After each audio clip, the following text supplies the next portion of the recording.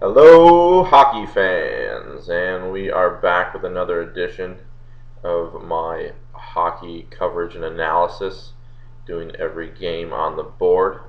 Um, my name is Sam Paolini. Some of you know me as Sammy P. Sammy P in the posting forums, SP227. Sometimes Sammy P Sports. Enough. Lots of different names, but we talk hockey here. Friday, October 28th.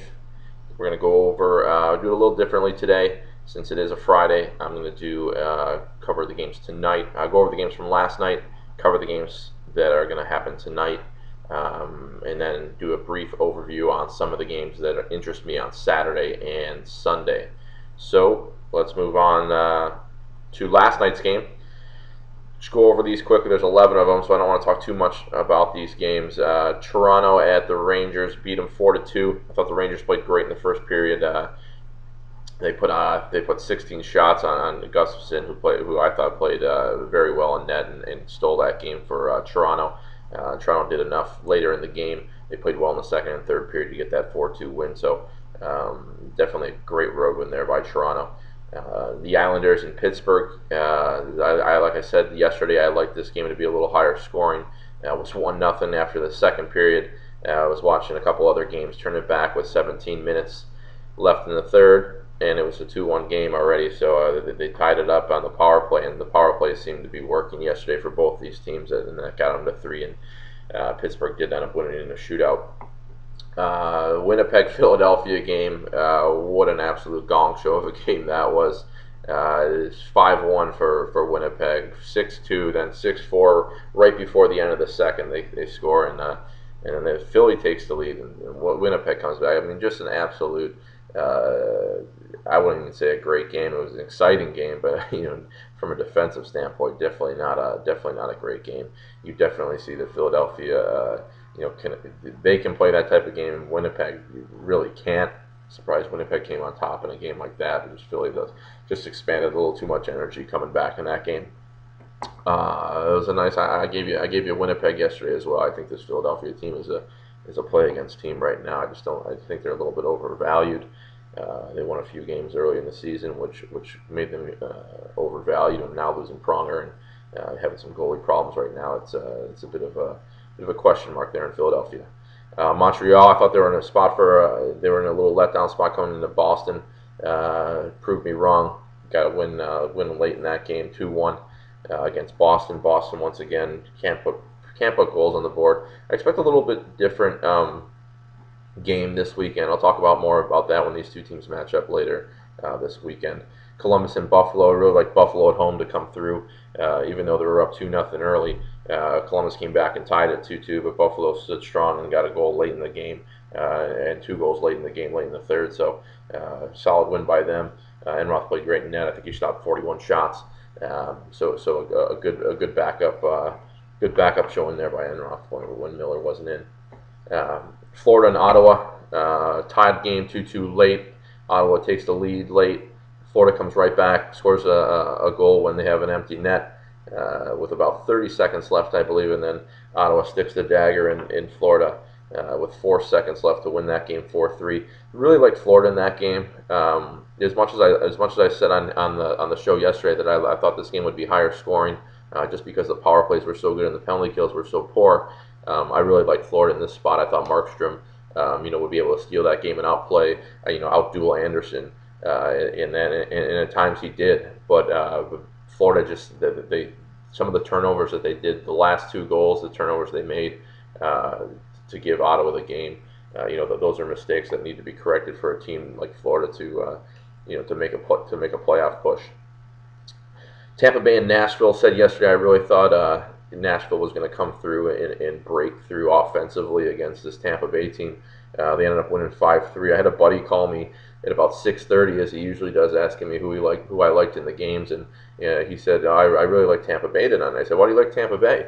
And he says, they've won 3. I go, yeah, they have won 3 in a row. They are playing good hockey. And I was like, he goes, and Nashville can't score. I said, well, you got to look a little deeper, and I think that's a good lesson to learn. Is when you think something, just dig, ask one more question further, and dig even deeper. Well, why hasn't Nashville scored? And digging a little deeper, you see that they didn't score because they played really good defensive teams. And generally, when you're facing teams that only give up 2 goals a game or less than 2 goals a game, you're not going to score that many goals. So you have to sometimes understand why things happen, and going in to face a Tampa Bay or at home facing a Tampa Bay team that is poor defensively, you got to think that they're going to explode for some goals, and they did, and they beat them 5-3.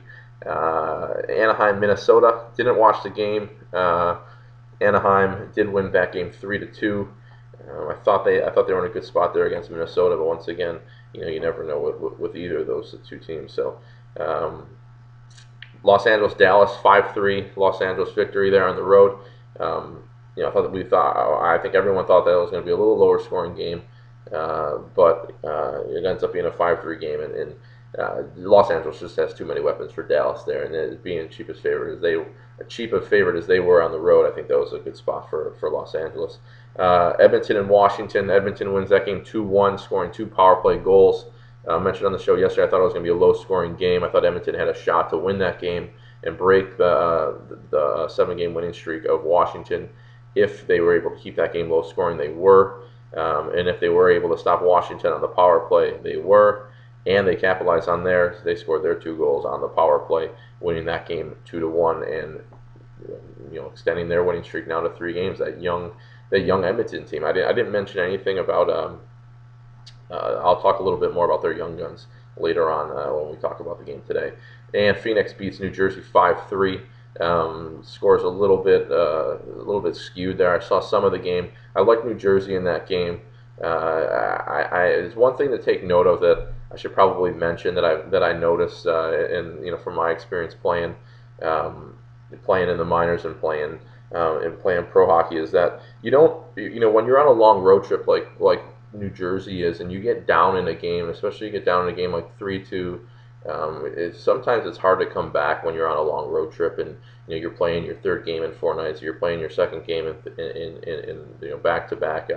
Sometimes the fatigue just gets to you, and I'm not saying you pack it in by any means, but a lot of times it gets a lot harder to come back on the road after a long road trip than it is to come back at home. So Phoenix wins that game 5-3. Now moving on to tonight's games, we have Chicago Blackhawks going into Carolina tonight. Chicago comes into Carolina winning 5 of their last 7 games, and they've picked up a point in all 7 of those games.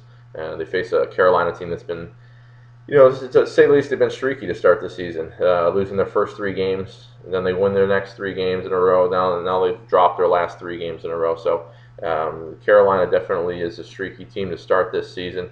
They're giving up over 3 goals on defense to start the season, and they're picking up kind of right where they left off last season with some poor defensive play. In the NHL, most guys know that they know to be in what position. They know where they need to be defensively. What hurts most poor defensive teams, and what seems to be plaguing this Carolina team when I watch them is turnovers. And you turn the puck over in your defensive zone, and you don't get it out. You don't get it out of the zone time after time. You're going to give good opponents, that extra chance against you, and it's pretty simple. The more times you turn it over, the more opportunities that the other team's going to get to score, and it's pretty simple. It's much like dropping a pop-up fly ball, a foul ball in baseball, and when the guy should be out, you just give him another chance to make a play against you, and the same thing happens there in hockey when there's a lot of turnovers in the game. There's a lot more opportunities for chances to hurt you. So the Chicago team definitely puts a lot of pucks on net. They're averaging 33.5 shots on goal a game, which is 4th in the NHL.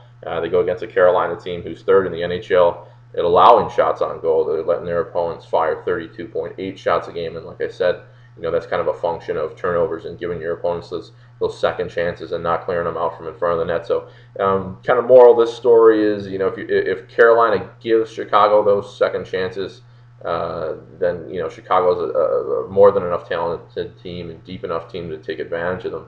So I think Carolina needs to play better all around hockey, but I'm not really sure they're capable of that here. Great game here tonight. San Jose at Detroit. I'm speaking of shots on goal and opportunities, and you look really no further than the Sharks for in that category. They lead the NHL in shots on goal. They lead the NHL in fewest shots given up. On average, they're out shooting their opponents 38.4 to 24.6. 38.4 to 24.6. That's 13.8 shots more per game they're getting on net than their opponents. So it's no wonder why they come into this game very hot. They've won their last 3 games on the road. And they get a Detroit team that's lost its last 2 games and being outscored 11-2 in those 2 games, losing 7-1 and 4-1. So it's definitely not your typical Red Wings hockey team that we saw win their first 5 games in a row to start the year. That's for sure. I remember last year as well. Detroit went through a little losing streak, and they seem to be. It seems that these teams get on streaks, and there's nothing better in sports than having confidence. And there's nothing worse than getting down on yourself and losing and starting a run of a poor streak. So we should see a great game tonight, as always, between these 2 teams. I'm really in no position to step in front of the Sharks at this point right now, especially in a spot like this where they get a Red Wings team that's perhaps on a downswing. Both teams do leave right after the game tonight. San Jose goes into Long Island tomorrow, and Detroit is playing in Minnesota. This game can go either way, but like I said, I've been on the Sharks train on their road trip, winning 3 in a row here. So there's no reason for me to get off this spot in Detroit as an underdog. Edmonton at Colorado. Said in yesterday's video that the loss up in Calgary by Colorado was a turning point in my mind for this Avalanche team, and I think it's a good time to start fading these guys, looking for them to start a downswing. That being said, we have to take everything into consideration when we look at games, and we can't go into them blindly. So yes, Edmonton has won its last 3 games. I love the way they're playing right now, defensively, especially defensively. But after such an emotional win last night at home against Washington, you have to think that there may be a little bit of fatigue creeping in here from a team that's played. This will be their 3rd game in 4 nights, 4th in their last 7. It just seems like a tiny bit of a letdown spot for me here. But then again, I have no reason to like Colorado. I think this game is really you really want to stay away from this game from a side perspective. Defensively, Colorado's given up 3.6 goals a game in their last 5, and they're facing a tough defensive team like Edmonton. So, maybe it's a spot here where Colorado's defense doesn't have to be 100% against a team like the Oilers, who struggle to score goals at times, and maybe the Avs will get away with a few more defensive mistakes, and the Oilers won't take advantage of those opportunities like some of these other good offensive teams would, just because the Oilers are going to be a bit tired in my mind tonight. So it seems like we'll see a tight, low-scoring game here tonight. No real opinion on the side. I do, however, have a lean towards the under there. St. Louis at Calgary, last game on the slate.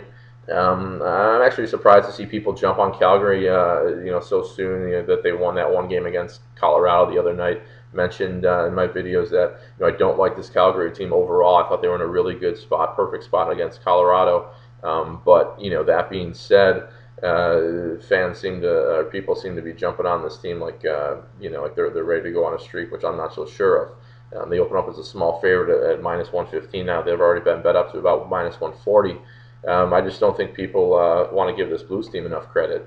I think that's people are turning their heads. I've mentioned on this show many times about how you can't sleep on the Blues, and you got to give them their credit. And I'm not going to keep mentioning it that they're undervalued, but that they're undervalued and underrated. But every time that they play, I'm probably going to have to mention it. If we're going to keep seeing some of these line moves and some of these prices against them. So you have a very hot team in St. Louis. Being able to go into these tough places and win like Vancouver and San Jose and in Philadelphia, and then you get a hot goaltender like Elliott in net, who's most likely going to start tonight again. He's 4-0, 3-0 in his last 3 games here with the Blues. He started the last 3, so I'm in no position to step in front of this St. Louis team, especially in a game like this against Calgary. And there's no way I'm going to be back on a Calgary team or supporting a Calgary team, especially at this price, and especially against a team that's hot as St. Louis right now. So here we're going to look ahead to some games over the weekend.